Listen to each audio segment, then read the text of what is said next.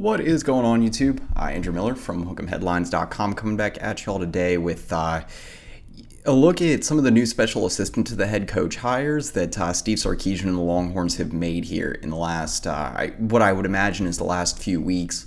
Some of these hires I know made here in the last couple of weeks.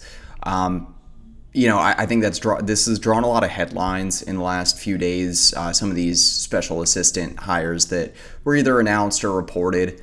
The most recent of which, and I think the biggest of which, is the new offensive analyst hire. Again, official title being special assistant to the head coach, but it's former Wisconsin head coach Paul Chryst that will be joining Texas's staff. Is one of the biggest names I think on the entire staff, but. I think this is, Inside Texas said that this, I think they put it in the way that it's a real eye-opener. Maybe not to the degree of Gary Patterson when he was hired as a special assistant to help out with the defense last offseason, but, I think Paul Chryst is the type of hire that can still make a huge impact on this offense. And, I'll dive into that a little bit more in terms of how he can impact this team and, what it means, but... I want to take more of an overarching look at the three special assistant hires that Texas has made so far this offseason. Again, most of which were reported here very recently. What each will be doing for the Longhorns, and then more specifically, I'll be covering Paul Chryst and the impact that he'll have on the team. I've also done pretty in-depth articles breaking down each of these three hires, so I'll end up linking those in the description below. As always, when there's a related article. So, again, if you want a little bit more detail on that. But yeah, let's go ahead and dive into kind of the overview here. I'll start with the first one that I wrote about and that was reported. It's Payam Saadat. He's a former Portland State, Army, I believe Cal State Northridge, or was it Cal Poly, I believe it was, defensive coordinator. He's a longtime defensive coach. At the collegiate level, he's got more than 2 decades worth of experience just coaching up defenses. He played, I believe it was linebacker at Washington State in the 1990s. He's someone that just has a really interesting background, and I think a lot of what he prioritizes. So let me back up a little bit. He will be helping out Pete Kwiatkowski and Jeff Choate with what was described as sharing ideas, quote unquote, on the defense. Namely, I think he'll be helping out along the defensive front, again, because a lot of the more interesting ideas that he's had at his previous stops were based around different pressure looks, different formations, pretty creative ones as well along the defensive front. The thing that I think he was most famous for, most heavily associated with, was the double Eagle flex defense, that he helped run while he was a co-defensive coordinator at Army in the early 2010s. Saadat's a guy that, again, puts an emphasis on being able to generate pressure and just wreaking havoc along the defensive front. I think that finding different ways to create different stunts, different looks, really maximizing the roles of each player along the defensive front as well. I think any way that Saadat can be able to help have an impact in that area of the game for the Longhorns will be huge. The new special assistant to the head coach hire is, again, another big name, Joe DeCamillis. He's a veteran NFL special teams coach and coordinator. Got more than 3 decades worth of experience coaching in the NFL. He's fresh off...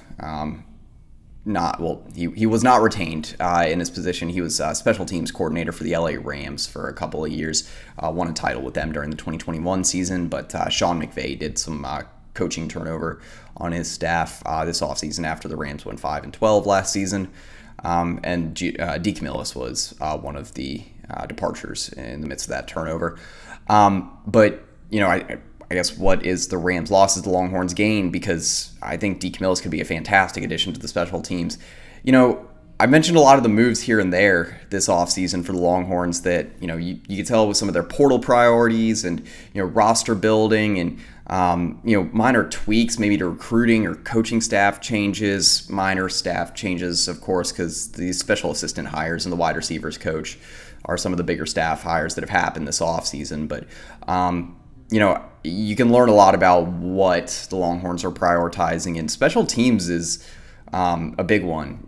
Texas, the first move they made out of the portal this offseason was, I guess technically was in the portal window before the end of bowl season, but they added Ryan Sanborn, former Stanford punter. Someone that's going to be able to come in and really bring some consistency, some much needed consistency to the punting game. And Texas added the number one punter in the nation in the 247 Sports Composite in the 2024 class, and Michael Kern. I think he's the most recent committed in the 2024 class. And so you can tell that they're obviously prioritizing not just special teams, but more specifically the punting game. DeCamillis is a guy that has always seemingly found a way to have good punters.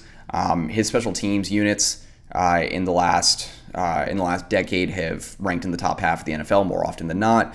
And again, he's got 2 Super Bowl titles as well. He won one with the Broncos in 2015 and one with the Rams in 2021. Again, given that, along with his insane amount of experience at the NFL level coaching up special teams and being a special teams coordinator, obviously there's a wealth of information and wealth of knowledge that he can share when he comes to Texas.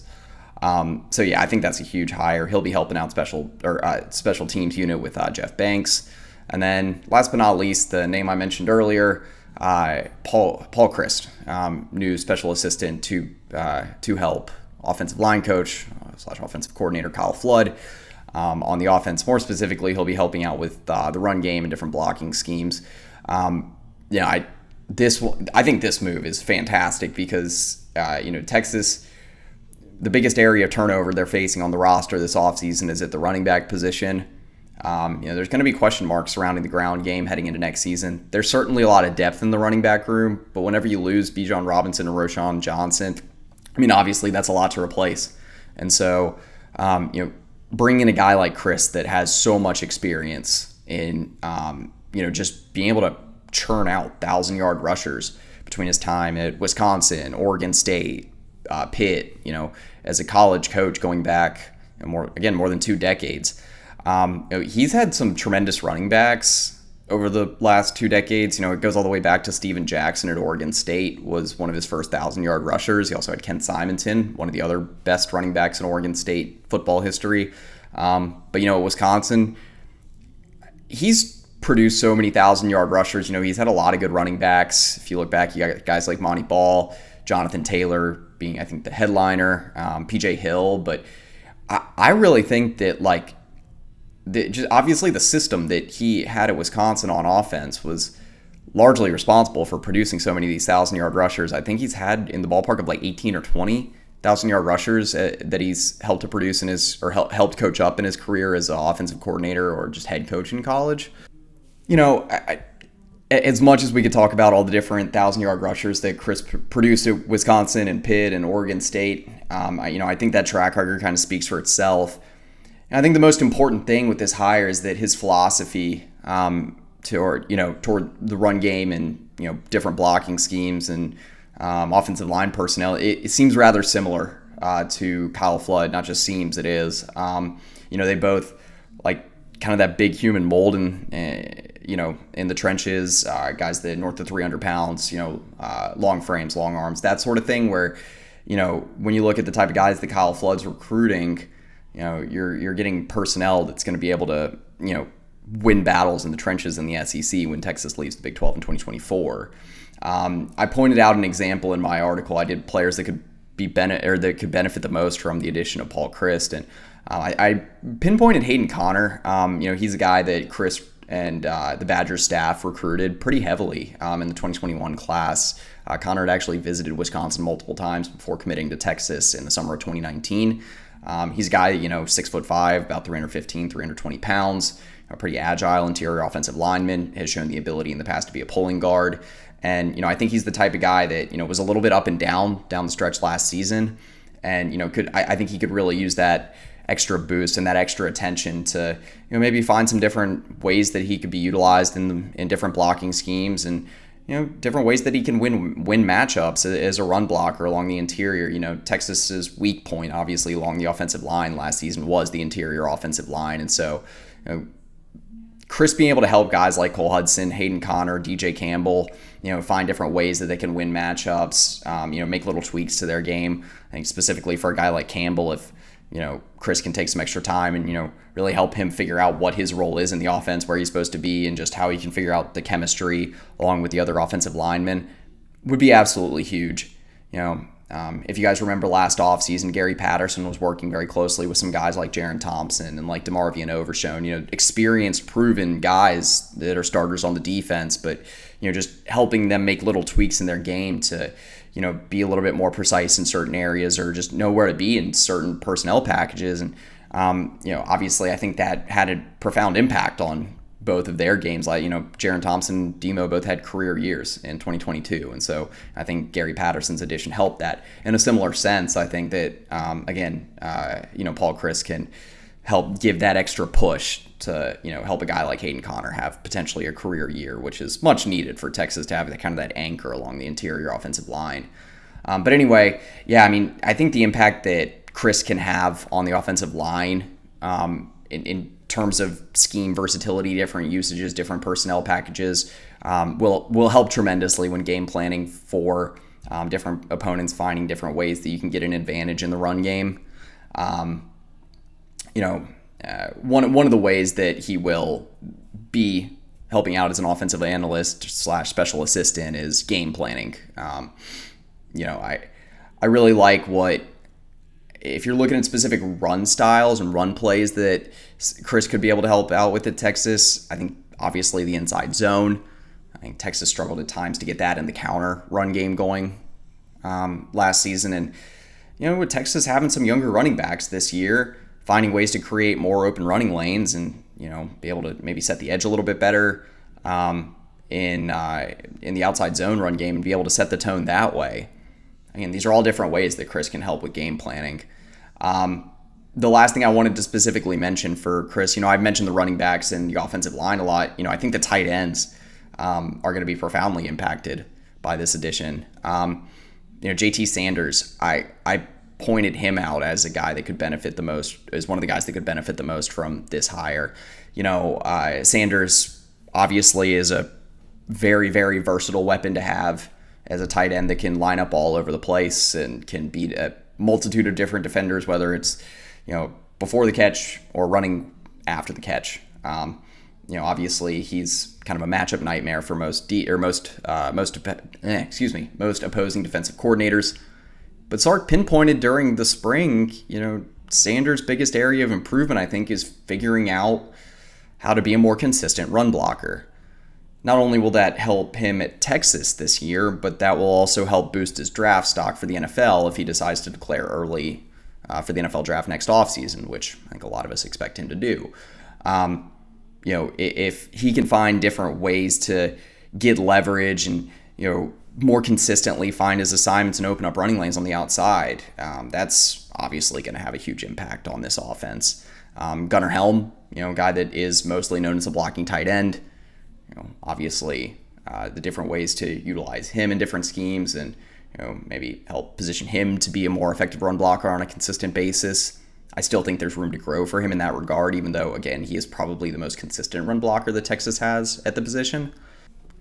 I think if I could sum it up in terms of what this addition means to Texas, what Chryst brings to the table, the ability to, have more scheme versatility up front and, I think help really position this running game to be in the best position possible to find success this fall. Again, facing the turnover that you did in the running back room, losing guys like Bijan and Rashawn.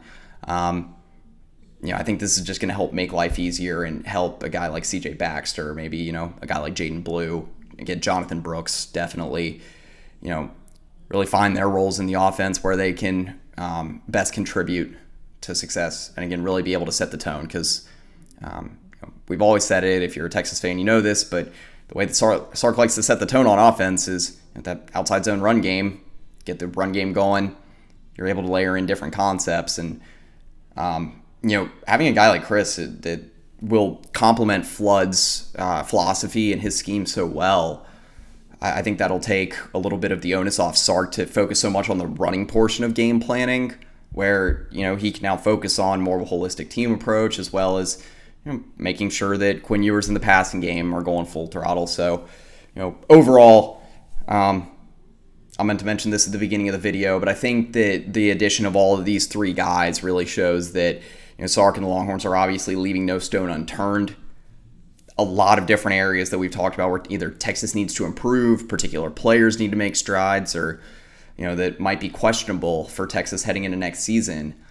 Sark has added some experienced coaches that can help provide guidance, advice, make little tweaks, maybe find some issues that, again, these are three tremendous hires that are going to bring some new ideas to the table, and I think really help Texas in terms of game planning and just, helping with player development.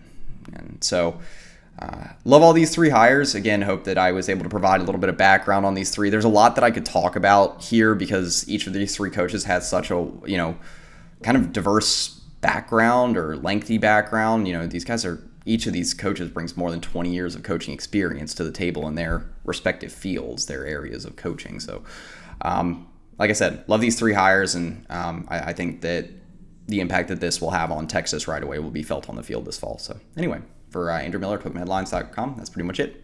Hook 'em.